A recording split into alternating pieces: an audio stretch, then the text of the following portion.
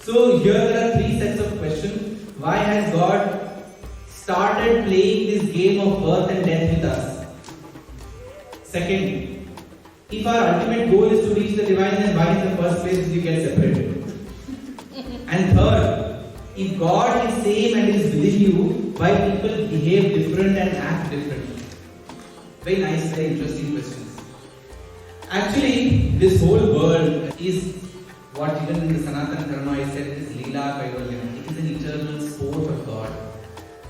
It is a conviction and belief of our system of philosophy that the largest principle, the cosmic principle, which is what is called in science as inertia and absolute nothingness and all of that, there was the first spandanam, the first movement, and from therein started the whole creation. From nothingness, which lasted millions and billions of years, this whole creation eventually has manifested. In the Sanatana Dharma, that is called, there is ego ham bahusyam. That divine will, that I am one, let me become many. I am one, let me become many. And why? And Swami says, why did he want to become many? Because if you are one, you cannot experience that feeling of love.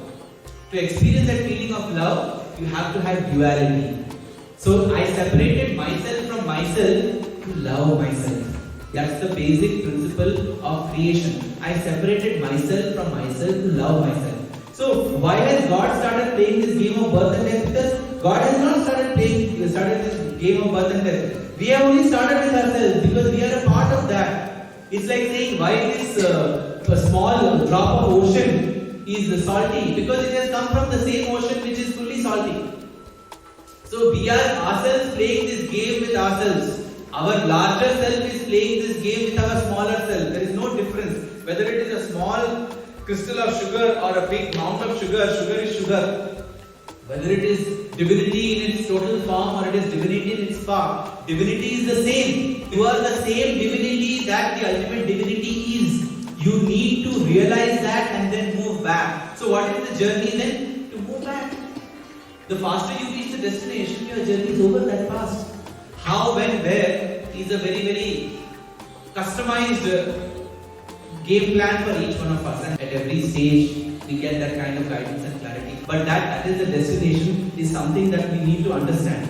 So, why did we separate in the first place? This is what. So, it's the largest sport of God. And why that? First, you have to reach that level to understand that why. Right? A fish in the ocean, when it is swimming, it sees the lightning, the reflection of the lightning in its own habitat. On the surface of the water, the lightning reflection is seen. So the fish sees, oh, I have understood how the lightning works. Because it is seeing the reflection of the lightning in its habitat. But can the fish which is floating in water, which is swimming in water, understand how the complexities of the lightning work? Just as that is not possible, it is not possible for the one who is created to understand the mind and the larger cosmic vision of the Creator. The mind cannot understand the one who has created the mind. So for that, first we have to get rid of the mind, which is the blocking entity. And when we reach this stage of Amanaska is when we start getting clarity. That is how the Vedas were revealed. The Vedas are not some inspired document. One fine day the Rishi said, Chalo, today I will write Yajurveda, and they started writing Rig Veda. Today I am musical mood, so Samaveda. It did not happen that. They had done so much of sadhana. They moved from the mind to the higher mind, from the higher mind to the over mind, from the over mind to the illuminated mind, and from the illuminated mind they reached a stage which was beyond the mind, the Amanaska stage, when you have absolutely no identity of your existence. That is when you start catching the cosmic vibrations. Those cosmic vibrations have been caught and then they have been codified into what the Vedas have presented before us. That's why in Vedas the importance is on vibration. Because the vibrations have been codified into the mantras. So in order to understand the cosmic mind, we have to first give up this entity which is blocking our understanding. If you have to see what is behind this wall, we have to remove the wall to see what is behind, right? The mind acts like the block between us and the other entity, which is the Supreme Divinity. This entire effort that we are making in spirituality is to try and first sublimate the mind and then annihilate the mind. And once we rise above that, we have to be we will be able to understand the larger game plan of God. So to conclude, to sum up this is, let's not get into the technicalities of it.